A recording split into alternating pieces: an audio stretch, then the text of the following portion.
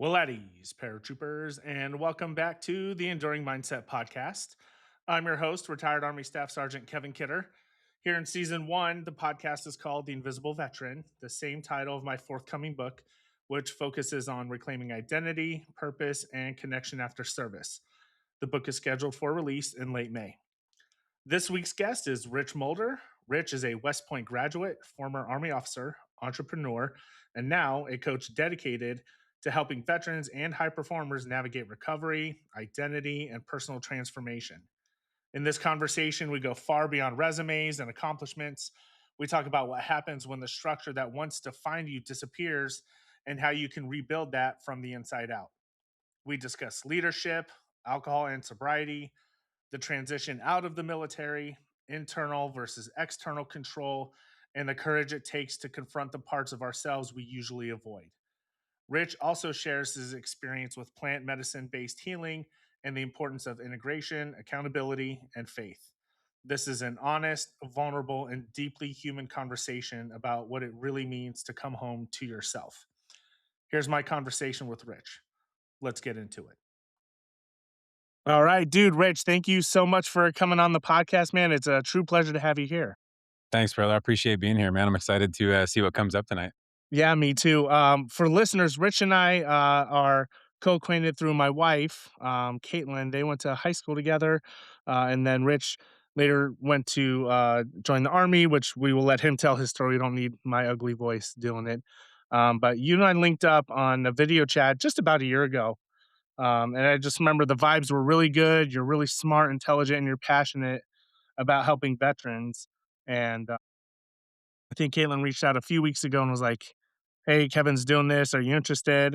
And you said yes. And then she told me, I was like, "Oh, I'm so dumb, man. Why did I not think of Rich? Like, what a gold mine." But it's all in God's timing. This is great. So I'm looking forward to this conversation. Yeah, gosh, that it's so funny that it was a freaking year ago that we talked. That feels like yesterday. That's wild. It really does, man. Like I was like, "Where's his text on my phone?" I'm like, "Oh my gosh, I need to delete conversations." And there's so many threads, Yeah. but you're still on there. I was like, "Okay, this is dope.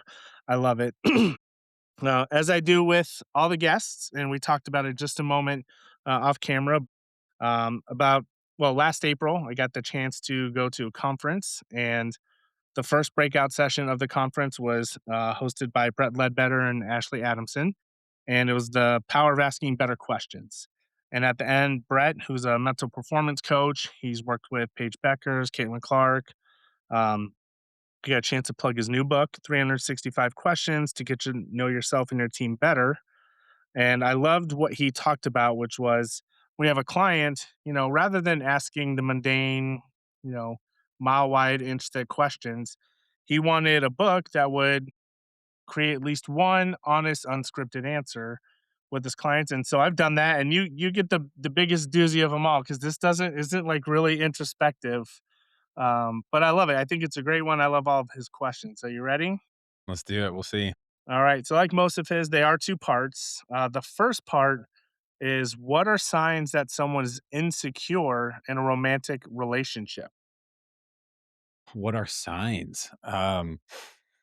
Gosh, man, do we ever know if someone else is insecure? I feel like okay. I think probably I wouldn't want to read too much into this, but I would say projection Hmm. is definitely the biggest kind of red flag of insecurity, and a lot of times we're projecting our insecurity onto other people, and that can take so many different forms. I think, but that's probably the biggest one, and then, um, gosh, when I I think, like, when someone is not being honest themselves, and sometimes that's hard to tell, but it usually starts off as, like, little white lies here and there, and they're asking a lot of questions, and, yeah, I think honesty and projection are what come to mind for me. Yeah, I agree. And then the follow up question to that is, are there any that you've used when you've been insecure?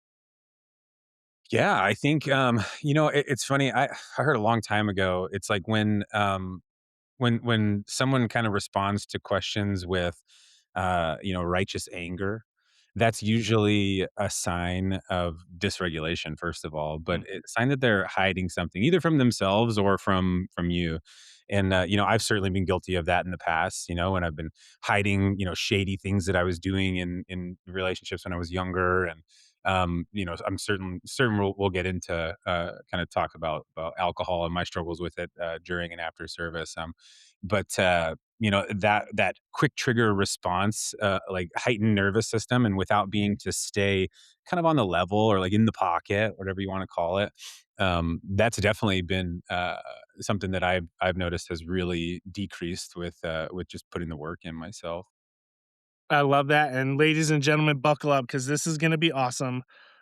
This is no holds barred, vulnerability, truth, and honesty. So I'm really excited. Um, let's get to you, man. Where did you grow up? What were you like as a kid? What shaped you early on?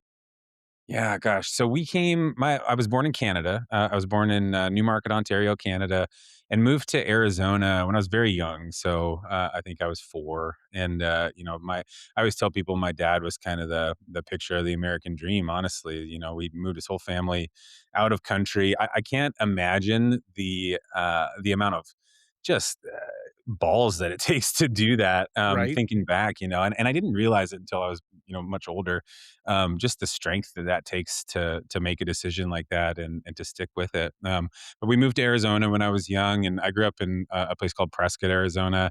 And it's a place where I thought that I would just like never want to return. And now that Hmm. I'm, 38, I'm like, oh, I could totally live in Prescott again. I loved it there. But it's like a big small town, Hmm. grew up there, and then yeah, just grew up playing sports and just being pretty social. I was always a high performer in school, but I never really applied myself until later in life, and so I was kind of very concerned with chasing friends and girls and parties and whatnot. But yeah, it didn't stop me from being a pretty high performer, as far as being an athlete and a student. And that kind of led to some bigger opportunities later on that happened to work out for me. I've always said like I have just had the greatest luck in my life. Just something someone has been watching over. I've had so many things just kind of like fall my way, and it's always been like that since I was a child. I love that. What were some of the sports that you played? I played, so I was technically a 4 sport athlete in high school. So I did weightlifting, football, basketball, and track. I certainly liked basketball more than any of them. Definitely best at basketball. But we played pretty much every day back then. Hmm. No matter if we were playing football or running track or whatever. But later in my life, I became a strength coach, and I just try to convince parents to that want to like specialize their children.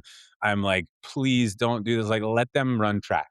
At Hmm. least, like let them take some time off of their sport and let them run track, because track just makes you such a good athlete overall. And I think that was kind of like the beginning of really becoming an athlete as opposed to a player, like a sports player. Yeah, I love that. I had the opportunity to coach college baseball for a year, and I coached high school baseball for a couple years. And one thing we always look for is athletes. And you Hmm. said it like when we were kids, man, like you weren't throwing 10 out of the 12 months of the season because it was bad for you. You jumped from sport to sport. You got to use different muscle groups, different skills and techniques, and you developed your body holistically. And I Yeah. love that you mentioned track. I'm a huge Matt Frazier fan, and the fittest documentary, when the first year he won the games, he talks about after he finished second the year before, he made a bunch of excuses about being a slow runner, not a good sprinter, and he looked in the mirror. He's like, "Hey, man, that's not you. You don't make excuses." So he went down to the local high school and started working out the high school track team. His mid 20s, in shape dude, second fittest man on the planet, but he had the wherewithal to be like, "This is a weakness. I want to improve it." And the next year when they did the suicide sprint, he took second overall. And he Hmm. said that was the proudest he's ever been of himself up to that point in his career. Yeah, it's crazy too. It's like I'm not sure what the stats are now, but I know like a few years ago, and I doubt they've really changed. It's like 31 of the 32 first round picks in the NFL have been multi sport athletes, and people think that. specializing early is going to help your son or daughter, play their sport better, but they need to become better athletes. We always say like D1, like D2, JUCO, those are great stepping stones towards Division 1 colleges. There's Hmm. nothing wrong with going to those colleges and playing sports. They're highly encourage it if you have that opportunity. But D2 and JUCO are for kids who are good at their sports, and then D1 is for athletes who are good at their sports, Hmm. and there's a big difference. Yeah, there really is. I coached at the D2 level. I fell in love with D2 baseball, but I mean, you are 100% correct. There's a huge difference. And if you're a parent, the biggest gap your athlete is ever going to make is between their senior year of high school and their freshman year of college. Number one thing you can do is get them in the weight room. And the second thing you do is get them in shape. They have to be able to run their cardiovascular on top of the grades and learning how to manage time and all that. And the state of youth sports in America, it's a money grab. It's so toxic. It's ridiculous. I would never encourage anyone to specialize in a sport until maybe their junior year. Yeah. Because most colleges aren't going to let kids play two sports now. So I get it, but um, still let them have fun. But that's enough. We could go on that tangent forever. I do want to call a little BS saying you were a high performer, maybe not in the classroom, because I think you went to a pretty cool college in New York. Yeah, yeah, that's so funny. I think I graduated like 3rd in my class in high school, and so I did get accepted to West Point. I got an appointment, and I look back now and I'm just like, how the hell did I get that appointment? I'm just like, it blows my mind, and it blows my mind that I graduated. I feel like I did everything by the skin of my teeth, honestly. But it's funny, I guess it makes sense to bring up now. In high school, I was, I didn't really apply myself, but I still like, I was kind of there wasn't a problem with that. I was still able to achieve quite highly. And then I show up at West Point, and I'm, silly me, I'm thinking that it's going to be the same.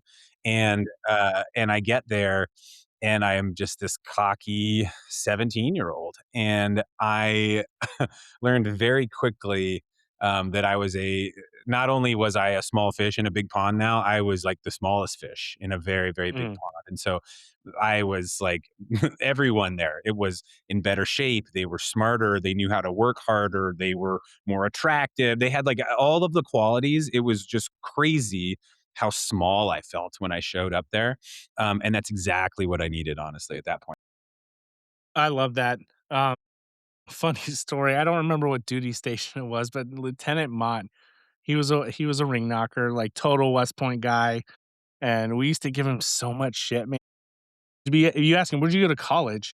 It would just drive him nuts. He'd be like, "Maybe you've heard of it, this little town in New York called fucking West Point." Like, he had the biggest chip on his shoulder, and you could get him riled up by calling it a college. Like, it's so funny, but, Yep. um, no, the military academies are no joke.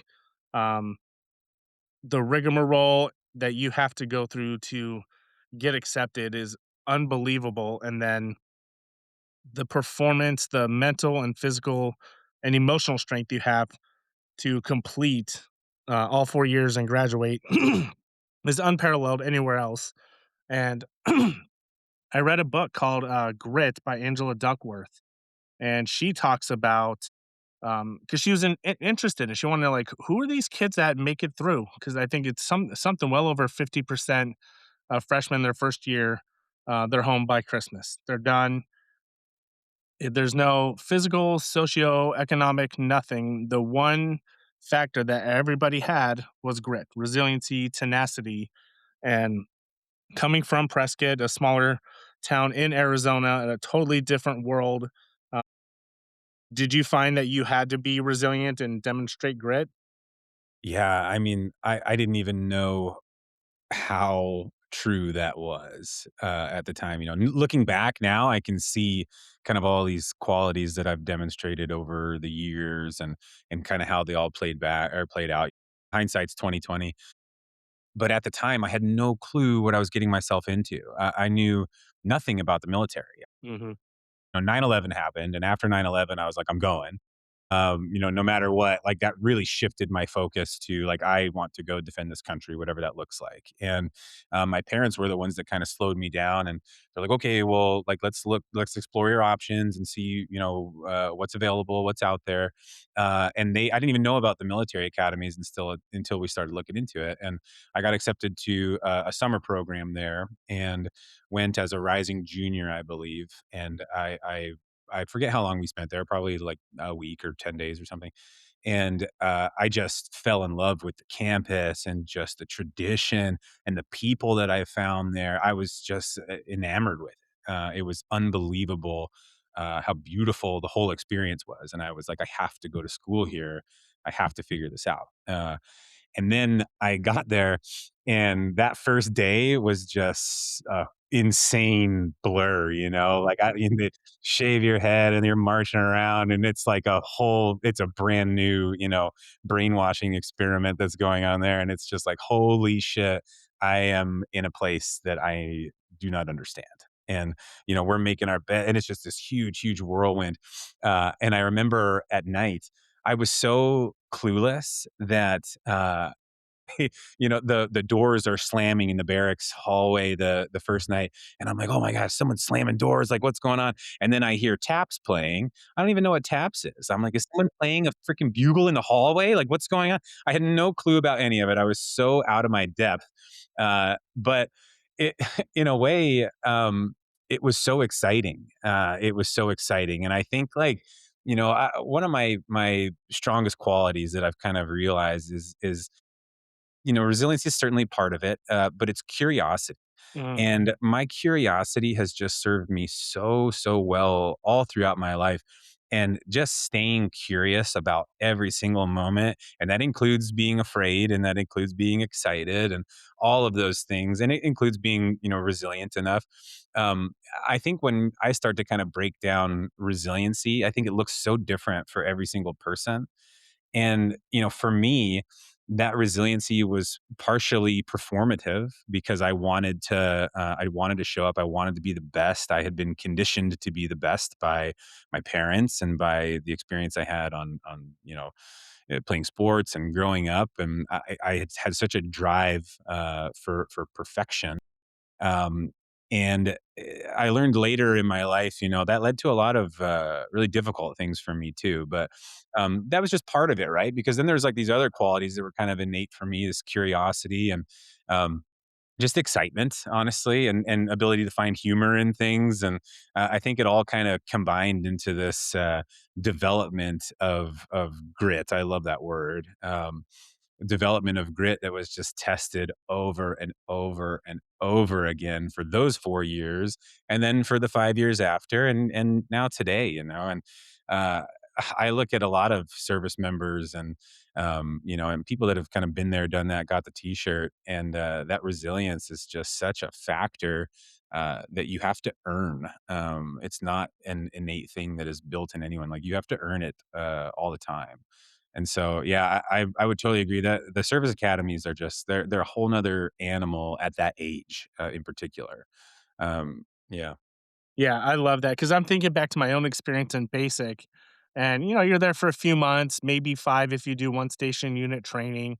You're there 4 years, and you're under arguably more consistent stress than we were in basic. Because in basic, you go from red phase to white phase to blue phase, and they ease up a little bit. Yeah, your head's still shaved, and you're getting yelled at and stuff, but especially by the time in AIT, you're treated like an adult. Where, correct me if I'm wrong, at the academies, they may ease off a little bit, but it's done in years, not in weeks or months. Yeah, and it definitely changes, right? Like, the source of stress Mhm. completely changes. And so, I mean, as a freshman, you don't even I mean, it's so hard to even explain, like, what your day is like. It's insane, it's just it's absolutely insane.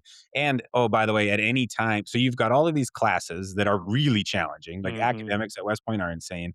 I'll go to my grave saying West Point is the best education you can receive in the United States. And the classes are very, very difficult, very academically challenging. And then you're doing physical classes as well. You're also doing drill. You're learning military tactics. And at any time as a freshman, you can't speak outside of your room unless spoken to. You're walking around at 120 steps a minute. Your hands are cupped like you're marching. You're hugging the walls everywhere you go. It's like rule, rule, rule, rule, rule. And then upperclassmen can stop you at any time, and they can ask you about knowledge. Hey, what's for lunch today? What's for dinner today? Like, and there's so many other just little things that you have to be learning all the time. It is a wild transition that first year. But then even after that, your stress changes because then you get responsibility starting to Hmm. be layered on, and you're responsible for a new cadet coming in. And so, just like in the military, you are responsible for their performance as well. And your grade depends on it. And your grade is really important because it dictates later on your duty station, where you get to choose. Your class rank determines everything, your branch, whether you get that. So it's really important. It's just a constant competition between people because that class rank really does Hmm. dictate everything for you. So it's a, by the time you're a senior and you don't really care so much about the internal, politics of being a cadet so much. But you're doing your thesis and you're working on like pretty difficult academic challenges. And then you're also thinking about like, oh, I'm going to be a freaking a real boy pretty soon here, and I'm gonna, I'm about to put on a lieutenant bar, and I've spent the last 4 years dreaming of this moment Hmm. where I get to finally go lead soldiers. And you have this picture in your mind about what that's going to be like, especially joining, for us in the infantry, it was like, it was a very mystic thing that we were entering into. But yeah, the source of stress just completely morphs. That's incredible. I want to circle back, and I hate saying that, but you talked about curiosity. My favorite TV show of all time is Ted Lasso. If you're not under a rock the last few years, you've probably seen the Dart scene where he says, "Be curious, not judgmental." And I love that you equated it as a way to manage fear and stress. Just being curious, like don't let the fear overwhelm you. Like, what is this doing for me? What's it like in the world around? Like, if you're curious, you can kind of bypass the wiring of being afraid. I just thought that was really cool. And then I love how you kind of hinted toward what I wanted my next question to be. And you're dreaming about leading soldiers. Like, what kind of leader did you think you were going to be once it would, when you started, and then when you first got to your first duty station after West Point? Yeah, cool question. I'll hit curiosity one more time too. I think that there's two qualities that I always seek to carry, and that's gratitude and curiosity. Mm, And when one's not there, the other one is always. You can always find it, and it applies to everything. When I find myself being judgmental, I'm like, okay, how about we get out of that judgmental space and we get curious instead. mm. And gratitude is really something that I've really inculcated in the last 3 years or so. It's gotten really powerful in my life. But yeah, I think that gratitude and curiosity are just so important. When you're I was 21 when I graduated from West Point, and I was just a kid.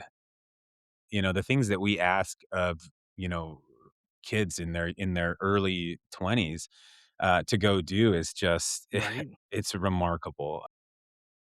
And I'm not sure what kind of leader I thought I was going to be. I just wanted to be a good one.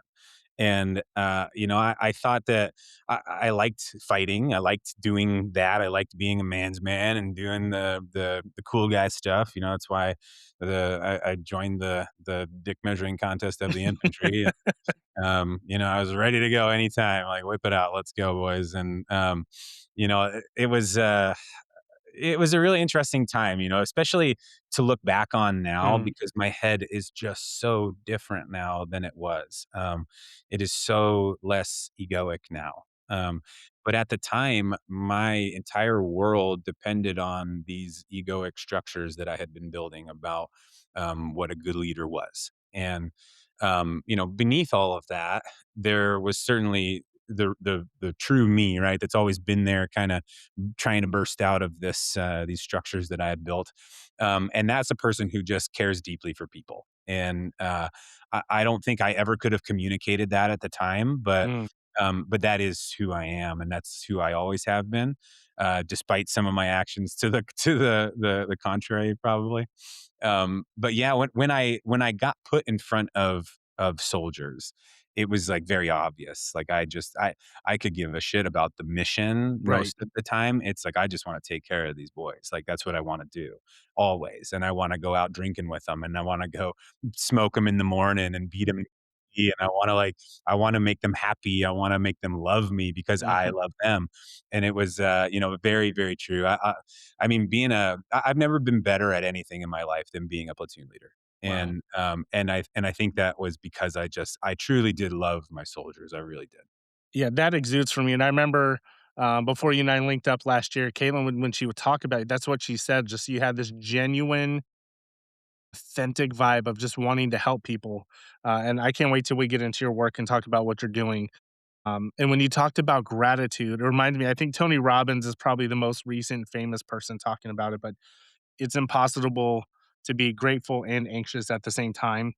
And so if you can, if you can keep gratitude, especially like if you're biblical, if it's part of your faith, like being grateful for your circumstances or in spite of your circumstances is a great thing.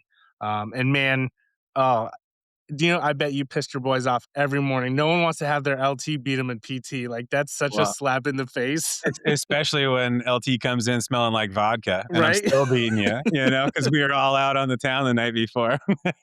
I love it. That would have been amazing. I would have definitely loved working with you and for you. That would have been cool. I have no doubt your men loved you. Is there any, West Point isms that still uniquely stick with you today? If there's anything like really specific from West Point, but like West Point taught me how hard I could work. Right. And that sticks. I thought I was a hard worker before I showed up to West Point. I did not know what that was at all. And so West Point kind of showed me about the quality of endurance and I guess that kind of plays hand in hand with resilience and grit. But I'm such a big proponent of doing doing your best consistently, just Mm, always. And so that doesn't sometimes that's not 100%. Sometimes that looks like 90% or mhm. 20% or 50%, but it's just showing up every single freaking day. And that in my experience, that will get you wherever you want to go. And I think I learned that at West Point for sure. Dude, that's awesome. Guys, like we're 25 minutes in and there have been like 7 just incredible takeaways already. I love that. Doing hard things, there's a saying you're a product of your environment, and that's certainly applicable to a sense. Um, moving past West Point, what was your military, your army journey like? Gosh, it's really interesting, man. I figured this would, obviously we were going to talk about this, and so I was wondering kind of where it was going to go tonight. See what falls out of my mouth, but I was really lucky. First of all, I was stationed at Benning for a little bit. I did the Ranger schools, airborne, all that cool stuff, and No big um, deal. I showed up to my unit at Fort Lewis, Washington. um, it's funny when I chose my duty station, it was kind of just like I wanted to go to Fort Campbell. Mhm. Fort Campbell, the way you get your branch at West Point is you all go into a big room and they literally call you out by your class rank, in your branch, right? So there's like however many of us, 300 or something infantrymen, and we're all in the same room. And they just go down the list, and then you go and you take a unit patch off the wall, and then when those unit patches are gone, there's no more people going to that post. Mm, And so Fort Campbell, I was like 60th or something like that in in my infantry branch, and Fort Campbell goes out like 3 people before me.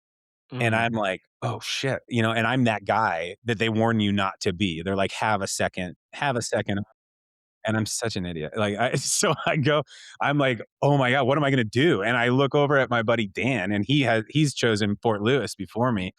And he goes, dude, come to Fort Lewis. It's going to be fun. And then they say my name. I stand up, I say Fort Lewis, and that's where I end up going. And oh my God, well, I don't wish I could take it back, but the consequences that had Right. on my soul were so important. So I go from Georgia up to Fort Lewis. I remember getting to my unit, and like the things that you do as a second lieutenant are not what they would have you believe at 4 years of West Point. Right. You know, like I thinking I'm gonna be, just kicking indoors with the boys and friggin' training every day. First thing I get, assigned is there's the unit I got assigned to, 138 Infantry. They were just coming back from Iraq, and the staff sergeant, he came back early. He was having some serious problems with his wife, and she had cleaned him out, like took a crowbar to the floors of his house. And Mm. so now he was struggling with alcohol and suicidalities and all these things.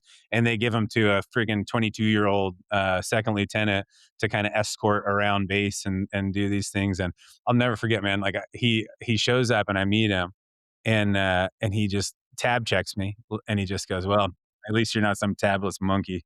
And I was like, "Okay, like here we go. Like that's welcome to the army, chump." But after that, I did get a line platoon. I was with them for a year, and then I went to I wanted to go to regiment, Mhm. and so I got all the letters of recommendation, and I went to Ranger Assessment Selection Program. And man, what a crazy experience I had there. Mm. It was a 2 week program there, very very difficult. The people that are going to that are cream of the crop, and to give you an example of the PT that we did, like you never knew what was coming next, so it was always a surprise. You just had uniform and time hack, and Mm. so we show up at PT, and you're in PTs and IBV or whatever it is, the body armor. And we right face after salute the flag, right face, double time march, and we start running. And I've got my Garmin on, and we're running a 5 minute mile in body armor, and I'm like, holy shit, this is Mm. crazy. And I'm just like, don't fall out, don't fall out, don't fall out, just saying that in my head over and over and over again. We hit 1 mile on the nose. I am 5 seconds away from falling out of this run, and people have been falling out. And then we slow down, and then we ended up doing like a 5 or 6 mile run at a slower pace, but they all get marks. And I mean, it's Mhm. a really wild experience. But anyways, I go into that, and um, the whole time I'm telling myself like, okay, just make it to the board at the end. And there's a pretty hardcore board at the end. So I make it to the board, and I'm like, okay. In my head, I was like, all I got to do is make it there, because I'm confident in my skills to Mhm. convince these people that I belong in regiment. First thing I have to do is brief a platoon live fire. They give me like 10 minutes to plan it. I plan it, brief it, freaking nail it. Sergeant major, whoever, he's like, ask me a couple questions. Where'd you get that from? I tell him. Where'd I get that from? I tell him, like, the training circular 3 dash whatever whatever. And he's like, I got no more questions. And I'm like, fucking killing Wow. it. Let's go. But then I get down the line a little bit to a lieutenant colonel, and I'm going to leave all names out of this story. Right. But I get down the line a little bit, and he goes, "So what have you heard about the board?" And I'm like, "Well, and I tell myself going into this board, like, I'm not going to tell a lie. I will not lie to these guys. I know they're going to Mhm. try to trip me up, but I'm just not going to lie." So I go in there, and so he says, "What have you heard about the board so far?" And I'm like, "Well, I've heard this, I've heard that, and most recently, I've heard, you asked, how do you explain the color blue to a blind man?" And they're like, "Oh, and that was a recent question, because everyone's talking about the board, duh." Right. And so he's like, "Oh, so what? You're after this, you're gonna go tell all your little buddies about the board and what happened?" And I'm like, "Yes, sir." And I thought they're trying to, mess with me. Right. And man, they just seemed dead ass serious about it. And I can kind of Mhm. feel the energy shifting in the room a little bit. And so then they start bringing up my psychological evaluation. You do about a day of psych tests. Yeah. So, and there are all sorts of questions, like, do you love your mother? does your mother love you? Is your mother your lover? And, uh, and so I come back, they're like, "Well, it says here you have low traditional moral values." And I'm like, "Man, that's interesting," you know? And thinking back at the time, I think I probably did have low traditional moral values, Mm, you know, whatever traditional means. And so, I've always kind of been different, I guess, in what's important to me. And so, I took that as, you know, I didn't go to church. I didn't follow commands like you know, I was okay with kind of bending the rules. And mhm. I mean, yeah, that is the case, you know, but coupled with the questions that they were asking me, the board just starts turning south. And so, Okay. you know, I walk out, I come back in, two people said yes, two people said no. I'm guessing the NCOs said yes and the officers said no. I don't make it to regiment. At that time in my life, it was the biggest failure, Yeah. just mountains of shame on me. So I go and sit in the stew room after this, and the lieutenant colonel comes up and he's like, he says, "So here's what I want you to do. I want you to go back to your unit. I want you to go take a platoon and lead them in combat, and then I want you to come back and serve as a captain in the regiment." Okay. And then he says, you know, "They say that your personality develops until you're 27, so you still have time to work on it." Mm. And in my head at that moment, I was like, "I can't wait to get out of the fucking army." Oh, wow. I was like, "Fuck this guy." I was so mad that Mm. someone would say that to me. And I get back to my unit, and this is where the story gets very interesting. I know it's a long one, so hang in. But No, I love it. I love it. I'm enamored. so I get back to my unit, and my battalion commander was awesome. He was so good to me. He goes, he's basically like, you know, "Well, I can't give you scouts. I already gave scouts to Dibble. Like, what do you want to do?" And I was like, "I want to be a platoon leader." And he gave me the mortar platoon, which was more than I ever could ask for. It was Mhm. the best time of my life was being a mortar platoon leader. And so I get called into our S3's office at the time, and he goes, "So tell me what happened at regiment," you know, because he was a regiment guy too. And he goes, and so I tell him that story, and he's like, "Huh." And he goes, "Okay, well, let me tell you a story." And he goes, "I served with this guy that gave me Mhm. all that grief, and I was there with him when he was an XO during the Pat Tillman incident." Wow. And wouldn't you know, that this guy had his hands all over that cover up. And so he goes, you know, he's like, "So don't you dare, like, go to sleep at night thinking that you have low traditional moral values or that someone else can tell you that." And it was just such a mind-blowing, you know, it was such a microcosm really of just how much power, certain people have over Mhm. you in the military. And, I hated it. I hated it so much. To me, it just shattered my dreams. And, you know, it ended up working out just how it was supposed to, Right. which is amazing. But at the time, oh, I was devastated, absolutely I devastated. can only imagine. Uh, so then I do end up taking a platoon to Afghanistan. Man, we just crushed it over there. Just the coolest freaking kids, man. We were kids. Mhm. And so before I deploy, I had never been to Iraq or Afghanistan at this point. My platoon sergeant, he can't deploy now because he has cysts in his knees. The guy that was going to replace him, he can't deploy because he has liver cancer, basically. And then the guy that was going to backfill him, he can't deploy because he has a brain tumor. So I lose My. and they were all native to the mortar platoon Yeah. that I had. I lose my top three NCOs, and it's me, like 2 staff sergeants, a couple E5s, and then privates and specialists, Mhm. basically. And we were going to Panjwai, Afghanistan, like, very kinetic place Mhm. in Afghanistan. And, man, I just was so terrified. I was like, I was convinced I was gonna get people killed. Mm. And I didn't know how to talk about that. I didn't know what to do. I was a mess of a person, drinking every day, like so much every day. And then we go over there and we crushed it in Afghanistan, man. Like everybody just stepped up. Like, I'm just so proud to have served with those men. I'm so proud. It's like I just don't know if I'll ever do anything that I'm more proud of, than that, bringing every one of them back and Mhm. them bringing me back, you know? I Yeah. text my platoon sergeant at the time, you know, Tony Sheffy, I love this man so much, and every Veterans Day, I make sure to text him, and I'm just like, "I know I would not be here without you."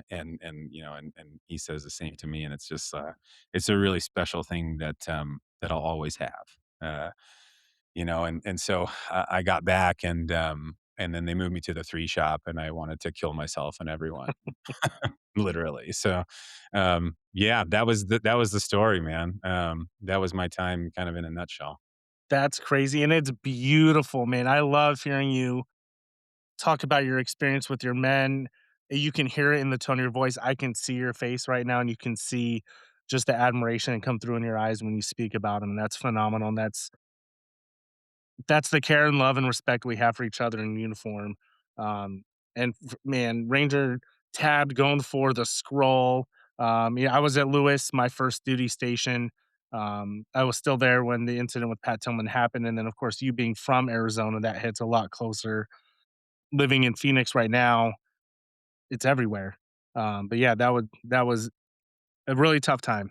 Special human being, and I had Second Ranger Battalion is just it's tits to me. I think they're no disrespect to any other battalions, but I did the little research for a book I'm writing, and I think they were the most deployed Ranger battalion during the global war on terror. And those boys did some stuff, and Yep. you know, Incredible group of men.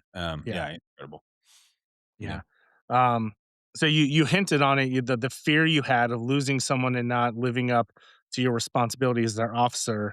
How did that responsibility for being in charge of other men's lives change how you view decision making? Yeah, gosh, man, that's another great question. I think when I showed up to Afghanistan, everything everything was different than what I expected. Hmm. So it taught me first, expectations are completely useless. And I think that has Another become one, even more guys. true later Another in my life. nugget. I can just see it more and more now. But I show up and like none of the tactics that we've been training are the same. It's all new equipment. It's it's the different dialect than we were practicing of Pashto, and it's like, oh my gosh, like everything was different. And I'm like, I'm even less prepared for this than I thought I was. You know what I mean? And but then it turns out that like that's not true, because like adaptability and just at the core is just like me just like wanting to do things for the right reason, you know? Mhm, And so like I don't know, I think like I'm not so sure that that particular experience affected my decision making process. Because at the end of the day, like I've always tried to operate from a place of good judgment and just mhm, doing the best that I can. And doing the best that I can with the tools that I have, and that includes mental emotional tools, mhm, which I have not always had a lot of good ones. But yeah, at that time, I think that like adaptability and flexibility in decision making, like not getting married to a certain perspective or way of doing things, is really important. So like maybe far less stubborn, I believe. But then, I think the other things that really taught me how to rely on other people, and be able to kind of disseminate information properly, mm, but more than anything, that entire experience taught me that leadership must be done by example.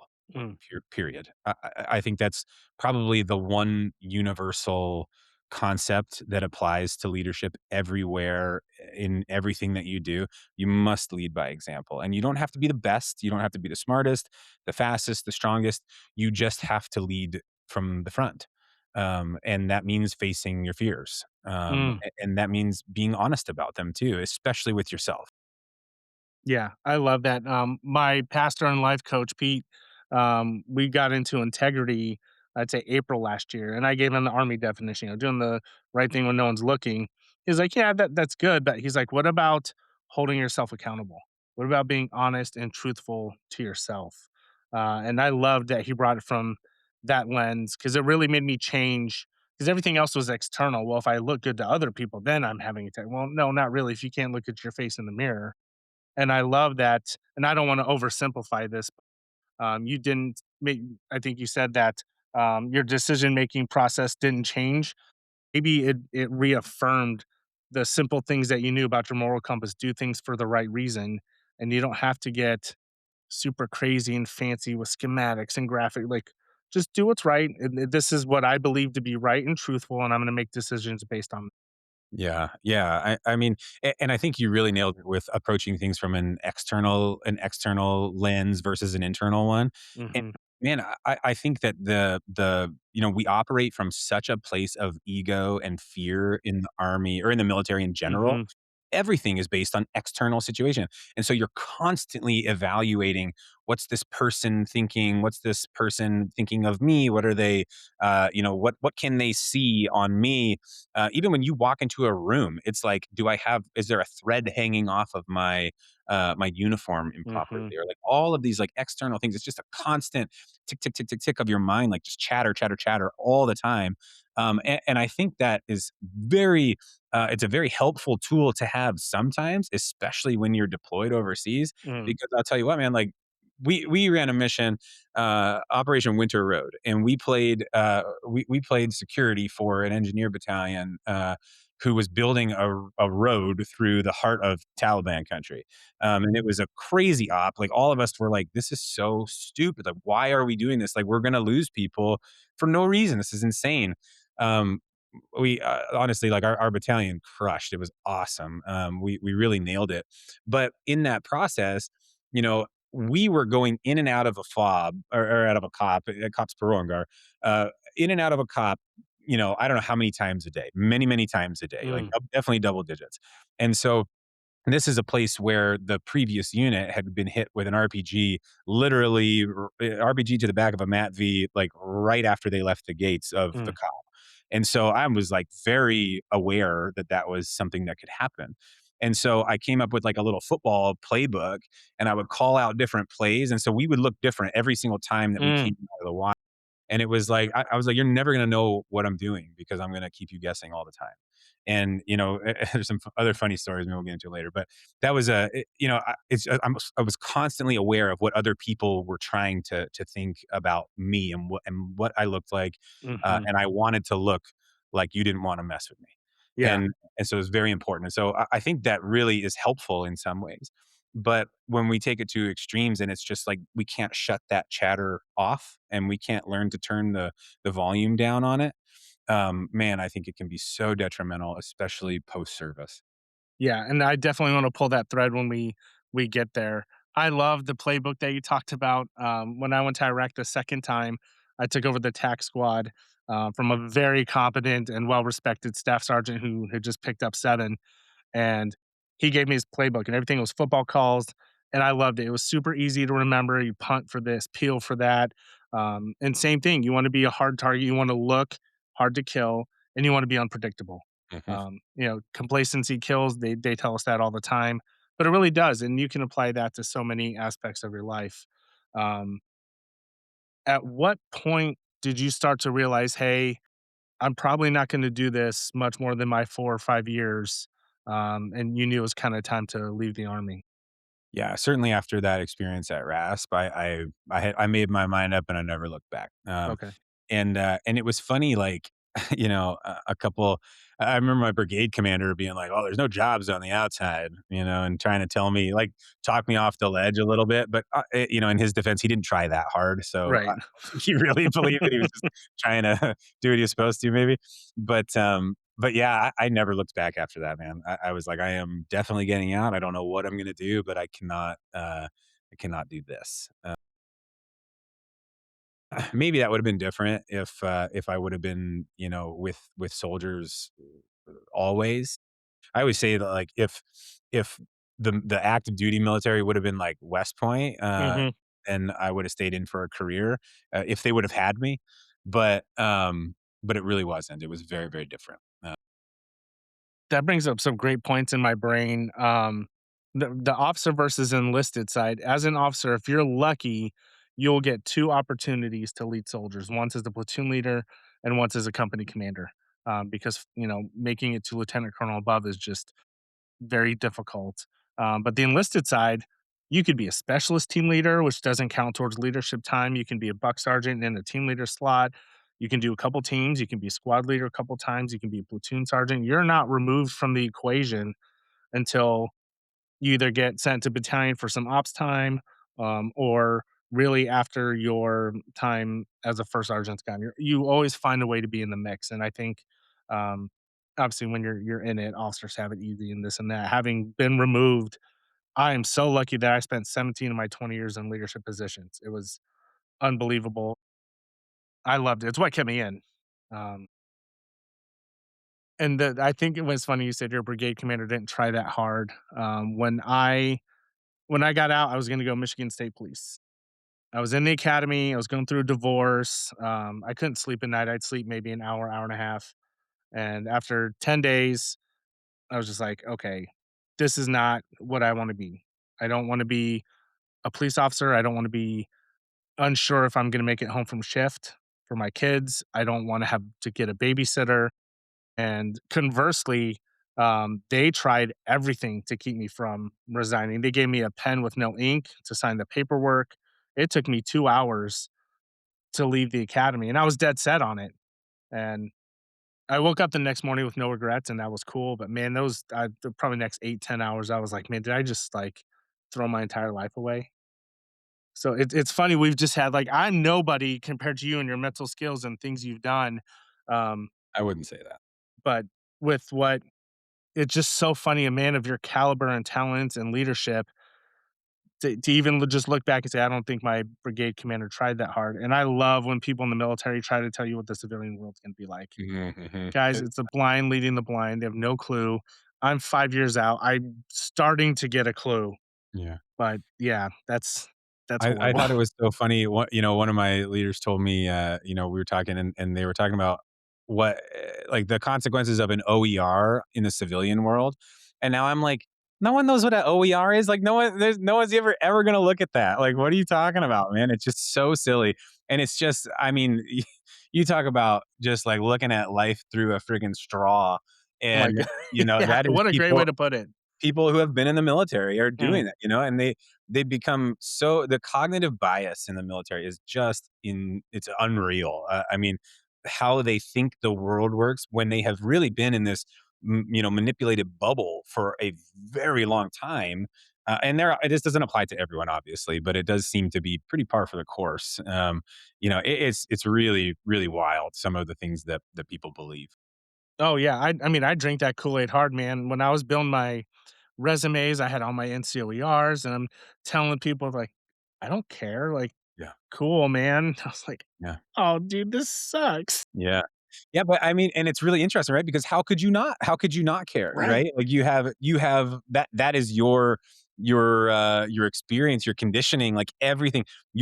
And this is, I think, part of what makes the transition out so difficult. It's a huge, in my opinion, it's probably the reason is surrounding identity. And Mhm. it's like, I would say you have your identity shattered twice in the military. Once when you go in and once when you get out Mm. because they smash it when you get in and they say no, they hand you a new one and they say this is what you are now, and like let's spend 4 5 6 7 however many years crafting that identity perfectly. And then you get out and you see some of the guys, they hang on to that identity because it's so difficult to release it. And I'm not saying release your experiences, you can't do that. Yeah. But that identity, where you still got guys calling their wives household six and shit like that. And I'm like, oh my god. And but just like little things like that. And it's I'm kind of just poking fun with that example, but yeah, it's really really hard to reconcile that you have been building an identity that doesn't necessarily belong to you for however long you've been in the service. Wow. That's the most eloquent way I've heard that put. Um, that's phenomenal. I love that you talked about it being broken twice and that it doesn't belong to you. Because I was that guy, man. I talk about it in my book, which the essence of the book is how difficult it is to transition out of the military. And Caitlin's the reason why I was able to. Like when I bought my house after my lease was up, I bought a house. The first thing I did was put up my love me wall because I was so afraid that everything I'd done and who I my identity was wrapped up would be gone. And it was the first thing you saw when you walked in the house. You come in, boom, to the left, shadow box, plaques, awards, wings, coins, like and when Caitlin first suggested taking it down, that was not a good day. Definitely not a good conversation, but it took me a minute to realize what she was trying to do, which was she saw me for who I was. She didn't need the wall of stuff. She didn't discard it. She was sad she didn't know that part of me. Um, but now, like she I was like, "We can put everything away." She's like, "No, I want your shadow box up, and I want you to put your favorite wings." So I have my Latvian, jump wing my foreign jump wings with them, and that's the one thing we have out. But yeah, the shattering of your identity, that's brilliant, man. I really love that. Um, Isn't it amazing what a good partner can make you question and all the right questions, and if you're willing to look at those questions honestly and answer them, oh my gosh, it's just such a game changer for growing up and maturing.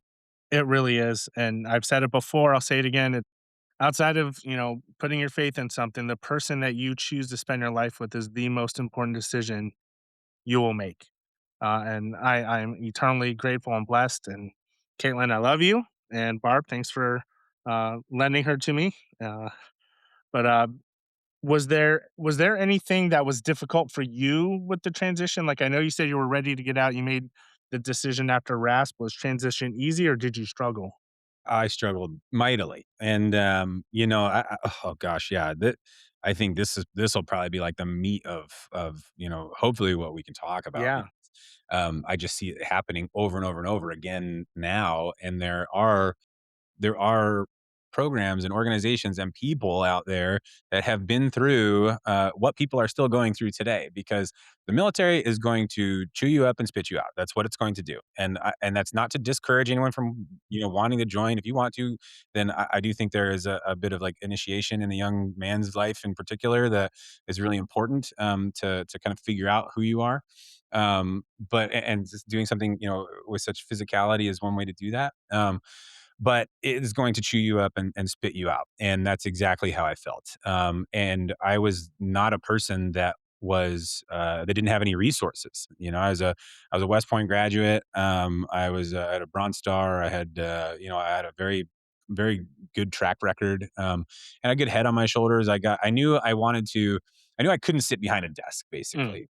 And so I get out and I started getting my master's degree at Arizona State in exercise and wellness because I knew I loved strongman, I loved lifting weights, I loved being in the gym and working with athletes, still do, but I knew that's the road that I wanted to go, but I had no clue what that could possibly look like for me. So I bounced around a couple different jobs. I had some really good ones, some really crappy ones. I left the crappy ones real fast. But that was all happening on a backdrop of me being um, having a really hard time being honest with myself mm, about my situation, and in particular, my situation with alcohol. And I was certainly an alcoholic. I think I started binge drinking when I was 15 and didn't stop until I was 36. And so, um, you know, I was successful enough that I didn't have to listen to that voice, that mm. little quiet voice telling me that I had a problem. But burned through relationships, pretty haphazardly, and I was always confident in my ability to land on my feet, and I did, but at what cost? And the damage that I did to other people's lives is it doesn't sit lightly with me, I guess. I've certainly learned to think about it differently and just recognize where I was at and forgive myself, but it took some time to get there for sure. Um, and so anyways, yeah, when I got out, I was doing a great job in my master's degree. I had new friends and we were having a good time. And then, long story short, I ended up starting a business in Arizona, Liberty Performance Training. I had an I had an option with the Arizona Cardinals, but it was just dog shit hours, dog shit pay, no job security. I was like, I can't do this. I just spent 9 years with the military. Like, I just can't do that. I have a certain lifestyle that I expect out of myself, and Hmm. this doesn't support it. And so, um, couldn't do that. So it was more of an act of desperation rather than inspiration that I started a gym and kind of like swung for the fences. I had no idea what I was doing, staking out as an entrepreneur. But man, was that ever the start of just the most spectacular blessings in my life. That entrepreneurial route. Hmm. And that has just started to manifest in the last few years, I would say. But man, it was, and that certainly coincides with me getting sober as well. But Right. so I really just was pouring alcohol on this pain that I didn't really know was there. And I didn't even, if you would have asked me then if I was okay, I'd be like, hell yeah, I'm okay. Like, look at me, man. Like, what do you want to do? I'll beat you at anything that you want to do right now. You know what I mean? And it was just this really cocky, egotistical, um, you know, fear that was shining through me. And I would cover things up, and I started like showing, like not showing up to come up a couple of my sessions, and but I still like kept things together enough, right? And it wasn't until I went to Peru that all of that began to really change for me. And we can probably get into that a little bit later. But at the end of the day, I was really struggling because I didn't know how to consider what was going on with me. I didn't have the tools to even think about it, to try to intellectualize it, and then to try to feel it. I think more importantly, like there's a difference between feeling something and intellectualizing something. And it wasn't until I met with someone, and this was as part of this trip to Peru, and I'll have to back up here in a second, but he kind of asked me to tell him about my service, and I tell him about my deployment and what I did over there, and it was kinetic and yada yada, and I had some anxiety attacks when I first got back, but it sits pretty well with me now, and at this point, this was I think 6 or 7 years after I had been deployed, probably more. And I was like, but I really struggle with alcohol. I struggle with impulsive decision making, and at the end of the day, like I like don't care if I'm alive. Like I don't care. Hmm. Like I will push the limit for everything. And he kind of laughs, and he's a combat vet too, and he goes, well, he's like, it's not exactly normal for someone to volunteer for a job that requires them to kill people and get shot at. So for most of us, our trauma happened or started before we were in the military. And I had literally never considered it. I had never considered it. And that was really like the beginning of my internal journey. I love that. Um, I want to go back to one thing you said, and then I really want to dive into this Peru adventure. You talked about learning to forgive yourself. Can you expand on that just a little bit? Yeah. And it'll probably come up, as we talk about what that process kind of looked like. But yeah, it was getting honest with myself, because it's very easy to create identities when you're used to doing that. And I had been doing that since I was a young kid. And a young kid doubled down on it in the military, got even better at crafting those egoic structures in my head. And so I have all kinds of excuses and reasons and whatnot of why I acted the way I did and why I did the things that I did. But when I got honest with myself, it allowed me to sit and recognize that shame that was inside of me. And I hear all kinds of like amazing stories about transformations and coming out of addictions and changing behaviors and all these things. And different things work for different folks, but for me, we had this group called Merging Vets and Players, and they would come into the gym. Yeah. Uh, yeah, they would come into the gym on Wednesday nights, and we close the gym down. It was for combat vets and current and former professional athletes. Uh, we we would do like a quick workout, 20 or 30 minutes, and it's still going on. It's not in every city, but if you're listening and you're interested, check it out. It's a beautiful organization.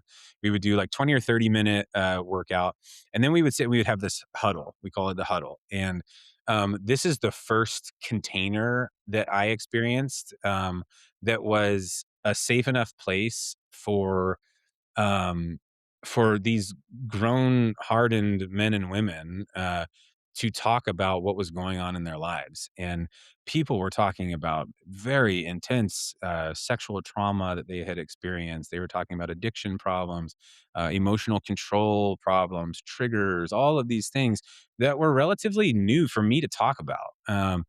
And it really provided a space for me to be comfortable to start taking a look at myself and my problems and my issues and some of the things that I had done. And for me, I think the biggest step in forgiving myself was being honest about what I was living with, and that is certainly a certain amount of shame and guilt. And once I was able to kind of name that shame and guilt, it allowed me time and space to sit with it long enough for it to dissolve. That's incredible. And I love hearing space, and I know somebody's gonna listen and be like, "Oh, he's talking about a safe space." Yeah, I'm sure that negative connotation that's come with it over the last 5, 10 years, but can you expand a little bit or explain what that space, like, what it not necessarily looked like, but what it felt like and what it provided? Yeah, and I don't whatever. People wanna call it say a sa is there's something wrong with a safe space? Like, Right, okay. Yeah, that's a projection, right? And so that's probably going back to the initial question, it's probably a projection of insecurity. And it's like, it was a container where there was no judgment, and I had never experienced that before. Everything I ever did carried judgment with it. And from the time could talk, and when the time I first started understanding words and stuff like that, I was being critiqued by my parents on my drawings and my coloring skills and whatnot. It's judgment all the way. And this was one of the first times I ever experienced a space where I could just say things and didn't have to be perfect, and no one was judging me, and I wasn't judging the people that were talking either. We were just putting it out there because we had to feel these things that we had never felt before or allowed ourselves to feel. Um, and yeah, if people want to say that's like corny and cheesy and whatever, that's fine. You can, but to me, it was everything. And I'm not a person that has not done anything in their life. You know what I right. mean? Like I have been there, and I've seen the other side, and this safe space was really important to me, and I think it's really important to a lot of people. And yeah, I think the biggest quality that needs to be maintained in those spaces is a judgment free, right? Like it's just a lack of judgment in that space allows for so much healing to happen. I love that, and really, I mean, who are we to judge anybody else when we're really projecting and hiding and not being honest and truthful with who we are to ourselves, let alone to the rest of the world? Last night, I was talking to my best friend. I'd spoken with the commander of a VFW that I want to visit during the book tour. He was telling me they're not really they don't have great relations with the GWOT community. They've got the Vietnam communities, Korean War, some Desert Storm, but the GWOT guys, there's just a huge gap. And my best friend kind of said the exact same thing you did, just differently. He's like, "Well, what are you offering them? Because not everyone from GWOT is 40 or 44. There's kids, they're 25, 30, 32, 35. They have kids, families. They're trying to progress in their career. Maybe the last thing they want to do is go and get drunk and just sit around and drink or talk shit or tell lies or get one upped by somebody else. Like the environment has to adapt to the needs of the members. And it's not to poop on the VFW or anybody like that. It's just it's cyclic. And that's what my friend said. It's cyclic. When it was started, World War I, World War II, men didn't share feelings. So this created that safe space where they weren't going to be judged. Oh, you were in the military, so was I. Cool, man. We're straight. And then it progressed even more and then maybe became more social.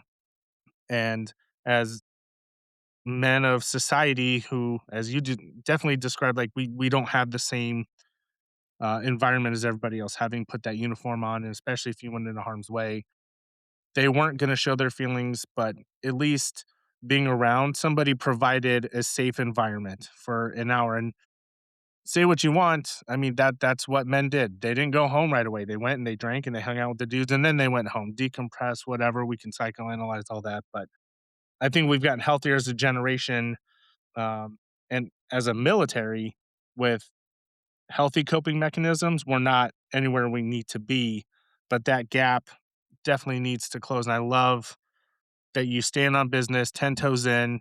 Like, yeah, it should be safe and it should be free of judgment, because at the end of the day, who wants to be judged by somebody else? And, I had a experience, I think about a year ago, and I heard someone say, when the healers and warriors unite, then the tyrants don't stand a chance. Yes. And I truly believe that. And I think when you see healing circles full of warriors, I've never been in a more inspirational place. These are people who have done the most violent things that you can do. And they are struggling with that, and they are struggling to put together why they chose to do that. And then they're struggling with, how do I maintain this illusion of control? And then they find out, oh, I don't have to do anything. And it's beautiful because you can let all of that go in a safe space where no one's judging you.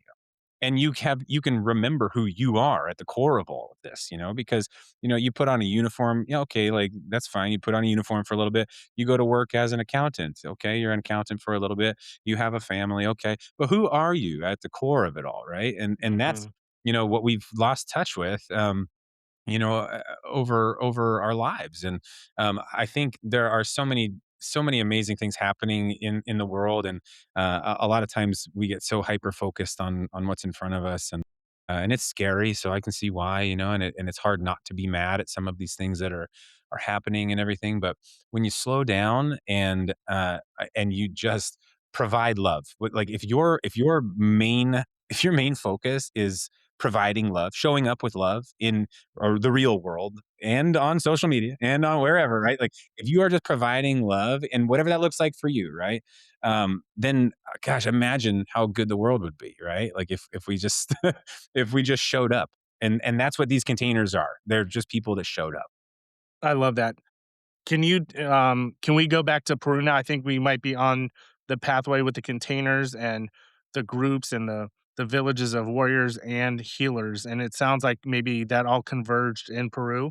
Yeah, certainly. I mean, oh, gosh, I look back at this. This was a sliding door moment for me in my life, and I so I had messed around with some psychedelics before, just, mushrooms and recreationally, not heavy abuse or anything like that. But I did have like a pretty good stint with cannabis after I got out of the military. And um, I think I'll probably hesitate to talk too much about cannabis because I think that the way it has been championed, is Mhm. just it's so overboard. I see a lot of people who are actually physically addicted to cannabis, and I think it just needs to be, approached with a little bit more intelligence, but and just honesty.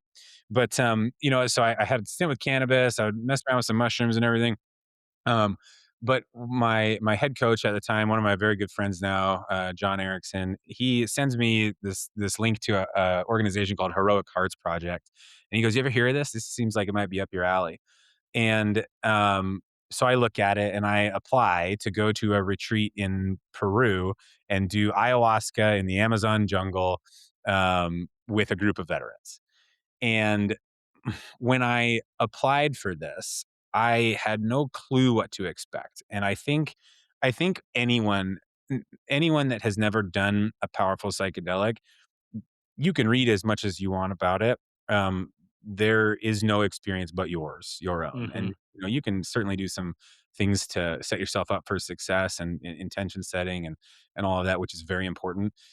But as far as the actual experience of it goes, it is so unique and so powerful and so tailored to you. This medicine is so brilliantly smart. That there's just no way that you can have a true expectation going in. And so I went there. I was so curious again. Curiosity never has led me wrong yet. And so I was just too curious. I was like, I have to see what this is about, Like, okay, wait, you're telling me I get to go to the Amazon. You're telling me that I get to take this, potent psychedelic, this entheogenic medicine that is, and shamans are doing it and all this stuff. And it has these powerful healing proponents to it. And so I'm like, sign me up. This is so cool. And then I start talking to, the coaches leading up to it. And I start getting honest with myself about why am I actually doing this, and all of that kind of came up, in the process of getting ready to do this thing. So then we go down there, the group of vets, I talk to a lot of them still today, that I went down there with. And I think for not all of us, but for most of us, it was our first time with ayahuasca at that time. And we sit in 3 ceremonies with Shipibo tribe, and these maestros. I mean, an ayahuasca ceremony with the Shipibo people is just it's unexplainable how beautiful it is. It's man, I can't think of many things that I've experienced that could possibly top that. And we do 3 ceremonies during that trip, and all of mine were radically different from one another. I gained something so powerful from each one. And you've mentioned a couple times like your connection with with God or with the universe or with an external source. And I went into the jungle kind of looking for answers, and I left with faith. And that is something that I had always eluded me in my life. I always like knew that there was something, right? Like that's the only logical answer. There has to be something. And but nothing that I had ever experienced directly spoke to Mm. me. And I had tried it all. And I had talked to so many people and I read so many things, and it was just like nothing clicked for me. And then I went and I had an experience, my third ceremony there, where it could not have been more evident to me the existence of God. Wow. And you can define God however you'd like. I don't think it's definable by any kind of symbol that man has created. And I came out of that experience, and people say, "Oh, well, you're on a drug," and I'm like, "Okay, that's fine. You don't have to believe it. That doesn't matter. I do." And that's all I need. I have a tremendous faith in something Mhm. else now, and that will never be taken away from me. And that faith is where I started to replace alcohol, and that kind of like leaning on that kind of like existential certainty that I had now. It made it so much. I wouldn't say easier, but it made me more determined, Yeah. to get better, because it's like I cracked open that door of Yeah. reality and I saw, how little I actually know. And it just humbled me like I had never been humbled before. And so I cracked open this door and I stepped through it, and it has led me on a totally different path that I ever thought I would be on. If you would have asked me, even 5 years ago, if you see me, doing what I'm doing now, at all, I'd be like, "You're crazy. What's ayahuasca?" You know what I mean? And now I just am I love championing, the cause, because I just see so many veterans in particular. That's the audience that I connect with most and Mhm. that I serve the most. I see so many of them struggling, and I also just I see so much brokenness in this community, but I also see so much strength, and I know how strong you have to be to serve in any capacity. It requires a tremendous amount of strength just to sign up, just to put your name on the line and show up. And so I love seeing veterans heal using this, because I think we've really done a disservice, not just to veterans, but in our entire country. Humanity. Our, Yeah. yeah, I mean humanity, yeah, right? But I mean, you look at some of the people living in Africa and South America that are taking part in these things; they're so much happier and they're so much more in tune with themselves and nature and God, and whatever that looks like for them, it doesn't matter. They're living really fulfilled lives, and fulfillment is something that's really hard to come by after service. And so, long story long, that trip to Peru really was a catalyst towards me um, getting sober. And I came back, right, and I had my very first ceremony.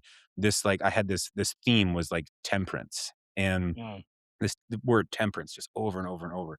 And I came back and I tried, I tried to change my relationship with alcohol. And I was like, "Okay, I'm gonna stop drinking, so much." So I started making rules, and I was like, "I'm only gonna drink twice a week, and then I'm only gonna drink 3 beers when I do drink, and then, yada, yada." It did not take long at all for me to start breaking all those rules. Mhm. I started breaking all of them, and pretty soon I was drinking more than I had ever drank before. Yeah. And the whole time though, there's a big difference because that voice that has been in my subconscious talking to me is talking louder now. Mm. And I'm trying to shut it up because it's very uncomfortable, but it's loud. And eventually, about 6 months after I got back from Peru, it was my birthday, and I go out with my wife, and we're both drinking together, and we had a lot of fun drinking most of the time. But we had just moved to Oklahoma. We had changed a lot in our life, and there was a lot of uncertainty with me professionally, career wise, and just like we didn't have any friends here, and there was a lot of friction in our life, and so there was a lot of friction in our marriage, and it was very Mhm. difficult. And we started having an argument, and it just as drunken arguments do, you can imagine it was downhill. And I just realized I just do not have. I started throwing a pity party for myself, and I'm like, "Oh, it's my birthday. Why can't we, just talk about me and whatever?" I was thinking, and I just realized I just have no tools necessary to deal with this right now. And the next morning, we go out to breakfast. I order a drink at breakfast, which was not uncommon. I ordered a drink at breakfast. I don't even remember what it was. It sucked. I do remember that. And I had like a few sips, and then I just right then it was like an epiphany, and I pushed it away, and I was like, I gotta stop this. And so said it out loud. I was like, I'm not gonna drink for a year. I'm committing to it right now. And then I went through that whole process of dealing with the boredom, and as that neuroplastic change actually happens. And about 4 or 5 months in is when I was like, I can't believe I was drinking like that. And Wow. now I'm like, I will never touch that again. Like, it is just so I mean, never say never, I guess, but like I see it for what it is and how Mhm. toxic of a relationship I had with it. I'm not here to say like all drinking is bad at all. Like, it just has everything to do with your relationship with a substance. And my relationship with alcohol is toxic as they come. I do not have the same toxic relationships with other substances. And so, yeah, quitting alcohol was the thing then that kind of set me on this new path. And it reminded me of how hard I can work and how disciplined I can be and how much love I have to give. I was no longer drowning in booze. And so it completely changed my life. Ugh. Just soak that in for a minute, guys. Drink it in San Diego.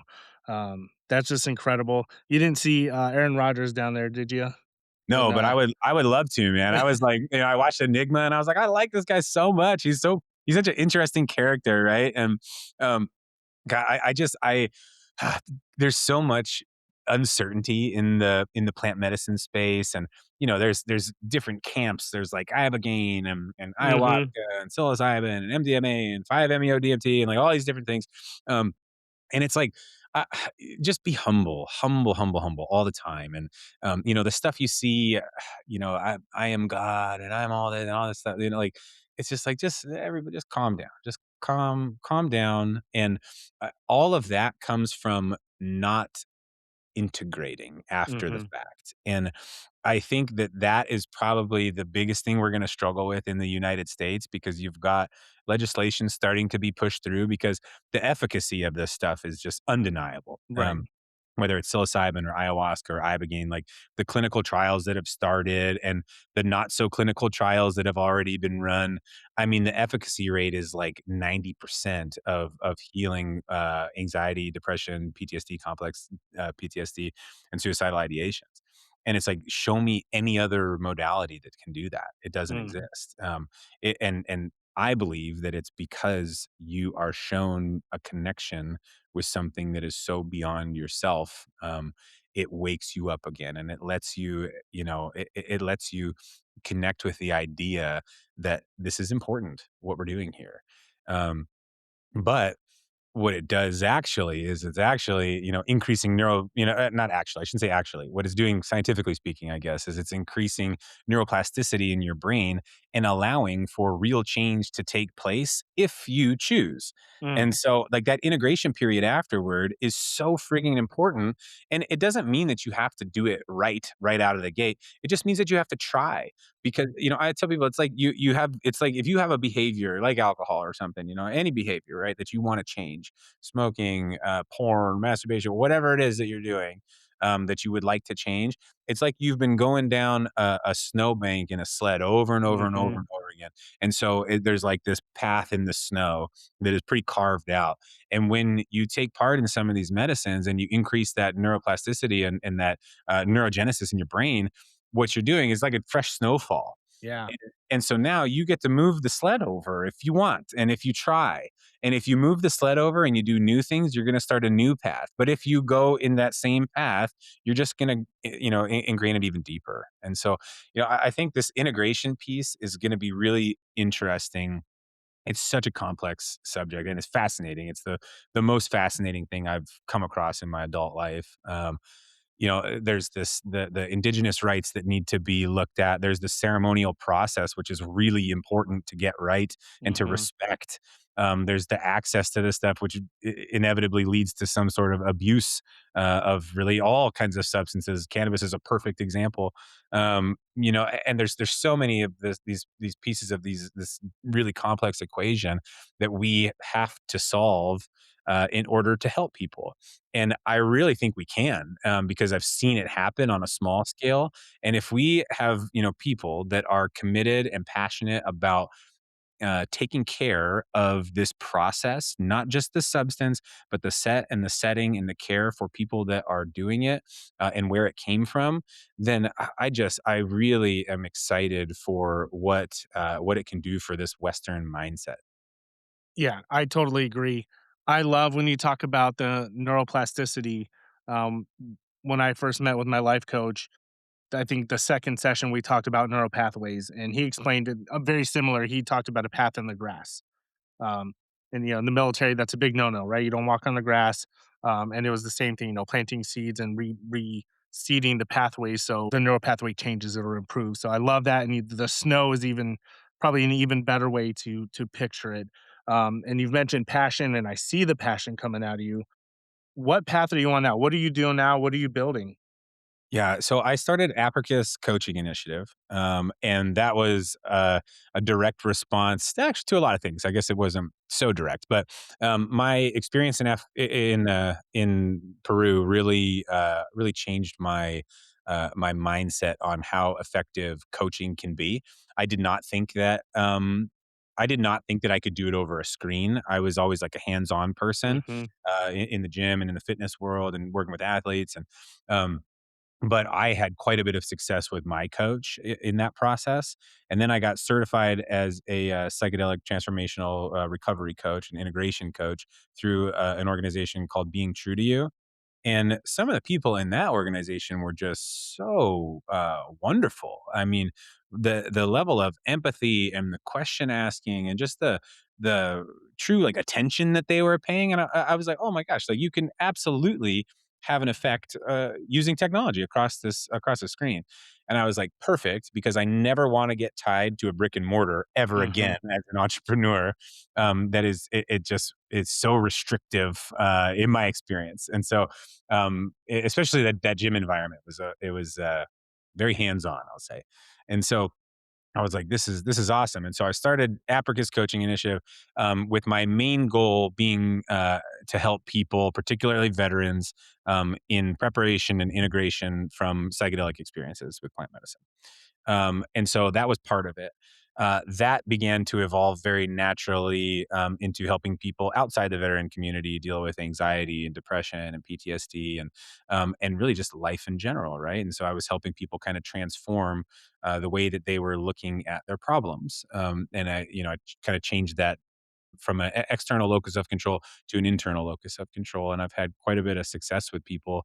A lot of my clients were people that have been in therapy for, 10 years, and they've spent, however many tens of thousands, hundreds of thousands on therapy.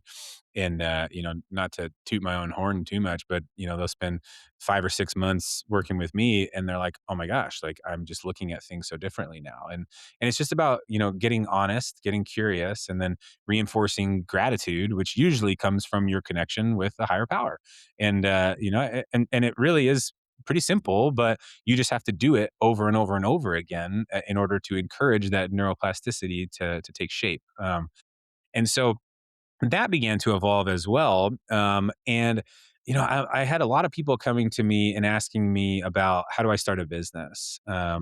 How do I scale this? What am I doing wrong? Because I did sell my gym year before. I'm losing track of time here. And that was a really big moment for me, because I successfully started a business and took it all the way to the end and made an exit successfully. It's still in operation today. And it's really cool. It's really cool to see that happen. And so I had people kind of coming to me and asking me about, what should I do with this and that. And it became pretty apparent that I had kind of a knack for that. Hmm. So I started doing some consulting, and now I'm doing some ghostwriting for businesses as well. Wow. So I really, that's a huge part of what I do. Honestly, I tell people now I have a Batman and Bruce Wayne thing going on, and and the Bruce Wayne side is definitely ghostwriting and consulting for businesses, mainly small businesses in the wellness arena.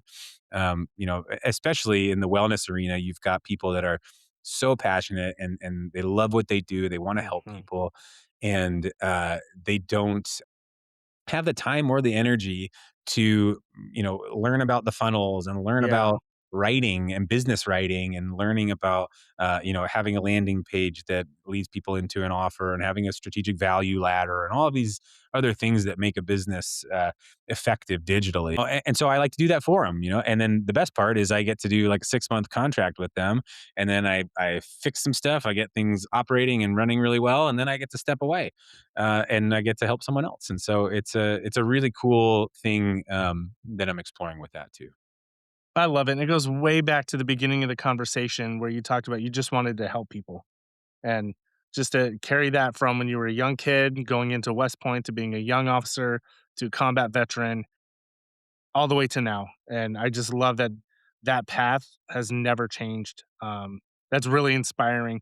For those of us that didn't go to ORM and boarding school and maybe went to public high schools, and I went to three, can you explain the external and internal loco control that you were mentioning a few minutes ago? Yeah.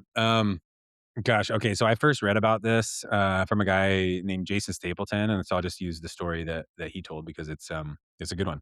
And so he was a contractor, I think, in Iraq, and every day they would come down and they were staying in some city on some security detail, and they would come down, they would watch the news and eat their cereal in the morning, and him and his buddy used to love talking about politics and whatnot, and I think Obama was probably president at the time, and it's always doom and gloom on the news, and so they're like getting all fired up about something, and there was another guy on their team, and they were like, well, what do you think about it?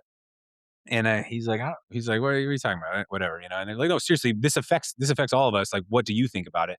And he goes, I don't. He's like, it doesn't matter what they say up there because like I'm a winner, and so no matter what they do, I'm always going to find a way to win. That's what I'm going to do. And it was such a clear example of how like not letting that external force or factor affect the internal force or factor, and letting that be the force that kind of carries you through the world rather than being ping pong back and forth by all of these external things happening and like emotions. And, we all get caught up in some things sometimes and nobody's perfect, but rely like being able to come back to center and stay grounded in Mhm. that belief in yourself, and like self determination theory, and really just being able to kind of land inside yourself again, even when you do get drawn out by some things sometimes, is relying on that internal locus of control. That's fantastic, and guys, that's a really good way to explain probably from, a 30,000-foot view of what's going on inside ourselves and why we struggle with our purpose, identity, and connection after service. Um, Couple more questions, man. This has been a phenomenal conversation. I'm loving it. Um, It's I fun. know you've touched on it, but after this, or since everything we've talked about, go ahead and finish this sentence. Leadership means. Leadership means here you go. Here's a West Pointism. A leader of character. Let me see if I get this right. A leader of character seeks to discover the truth, decide what is right, and demonstrate the courage and commitment to act accordingly. There you go. Yeah, That's straight I out of the love plebe. that. That's straight out of the plebe knowledge book, man. And I believe it. I really do. And I think the biggest part is act accordingly. Mhm, And there's so much talk today. There's so much talking, and there's not enough doing. And I think our thoughts dictate our actions, dictate our mhm, character. And absolutely. yeah, and leadership, if you're going to lead, you must lead by example. Yeah, because you're always gonna be a leader because you have to lead yourself. Now, if you're lucky enough, fortunate enough to have the privilege to lead others, awesome, but at the end of the day, when you wake up, you have at least one person you have to lead, and that's you, and I love that. Um, what advice would you give to somebody that is, recently separated or preparing to, transition from the military and enter, the quote unquote "real world"? Mm. I would say, first of all, slow down. Mm, You don't have to.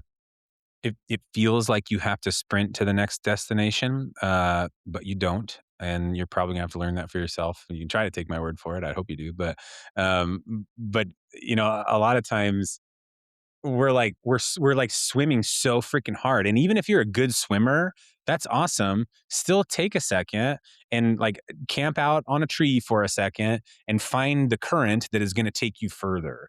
And then you can swim as hard as you want, right? But it's like you don't just have to keep your head down and swim hard. So just slow down. And the other thing is you're so much more talented than you think you are. mhm, You're so much more talented than you think you mhm, are. All of the skills, okay, cool. You don't know how to use Excel. You don't know the X's and O's of whatever. Doesn't matter. You, especially with AI now, like the information economy that our whole U.S. is structured on is being replaced as we speak with. I think a wisdom economy is what is going to rise in its place. mhm. So don't worry about it. You can learn skills. You've already demonstrated that you can learn skills. You're so much more talented and you have exactly what people are looking for. Whether you want to be an entrepreneur or go work for someone else, do what's going to make you happy. The money will come. Stay centered and believe in yourself. Um, and I think I do. I also want to caveat with one more thing, and that's you don't have to be strategic about everything. Mhm. I think we're really encouraged to be strategic. Most of us from prior to our service, and then certainly in during our service, strategy plays a role in everything that we do, and we're always like positioning. It's like this chessboard that we're always trying to, make the right best move on. Like you have an opportunity when you get out of the service, not necessarily to reinvent yourself. You can look at it that way if you'd like, but to remember yourself and to remember who you really are. And certainly your experience in the military will play a role in how you move forward. How can it not? But you have an option and you have an opportunity to really slow down, and remember who you are without all of the conditioning. That's that's incredible. That's beautiful. When it's all said and done, what do you want your legacy to be? I mean, I just want to help people. You know what I mean? Like I really do. Like I hope that, um, when I die, that people go, damn, that was a good fucking dude. Like if that's my legacy, I will be so happy with that. And I hope most people that I've talked to, I hope that I've touched them in a positive way. And yeah, I mean, if that's my legacy, like, I hope I leave a legacy of love, you know what I mean? And that sounds cheesy, but that's the truth, man. I really do. I'm getting better at it every day, I'll tell you that. And I think by the time I die, hopefully I got quite a few years left on this planet, but, I hope I'm able to just spread that message even more. Absolutely. I don't know. This episode is in the mid 20s, which means 20 plus people have come on the show. When I asked that question, everybody has said roughly the same thing. No one has talked about money, titles, cars, property. They have talked about making a positive impact in the lives of others. So we're batting 1,000. I love it. Rich, this was a phenomenal conversation. Thank you so much for taking the time to meet with me. Um, I'm eternally grateful. I can't wait to come back and listen to this because I don't take notes because my mic is super sensitive, but I like to come back and write in my journal and my notepad and be like, "This is phenomenal." I think you did as much for me as you will do for any listener. But just thank you so much. Your story is incredible, and thank you for being honest and transparent and truthful with all of us. Man, I really appreciate being here. Anytime I get a chance to talk about any of this stuff, I jump at it because I think it's really important. I think the veteran population in the United States is just awesome. There's so many amazing people that come from so many different places, and they have so much to give. And I just don't want to see them give up. Something that we didn't really talk about, and I'm not trying to crowbar it in here at the end at all, but is the suicide rate for the veteran community is just, it's so tragic. And we all have people that we've lost. When I hear so and so died or so and so passed now and they're a veteran, my head immediately jumps to the conclusion that it was probably they probably took their own life. So I would say, if you are out there and you're having any sort of thought or question, um, reach out, man. You reach out. There are so many people out there that have been in your shoes. What you're experiencing is not uncommon. You're not the only one, and you're here for a reason, man. Don't cut that short. Yeah, that is a perfect way to end this. Thank you so much, Rich, and just wise words to close out the show. Thank you. Thanks, brother. Appreciate you. Wow. Rich, thank you for your honesty, your humility, your willingness to share both the victories and the struggles. Conversations like this remind me that strength is not just physical and tactical, it's emotional, it's spiritual, and it's deeply personal. For those listening, if something in this episode resonated with you, you are not alone. Transition is hard, identity shifts are hard, healing is hard, but none of that has to be done in isolation. Reach out to someone. Make sure they're a fountain, someone who pours into you, not a drain. Initiate or have that tough conversation. Take the first step. Be the leader in your own life. If you're struggling or you know someone who is, call 988 and remember the world is better with you in it. If you found value in today's episode, please consider sharing it with a friend, leave a review, or send it to somebody you care about who might need to hear this message. You can find us on Instagram, Facebook, Threads, X, YouTube, and Amazon Music at enduring underscore mindset underscore enterprise. Check out the website at www.enduringmindsetenterprise.com. You can find out more about the business, the book, and our new nonprofit arm, the Enduring Mindset Foundation. This has been the Enduring Mindset Podcast, reminding you that your past may shape you, but it does not have to define you. Until next time, onward, forward, fall out.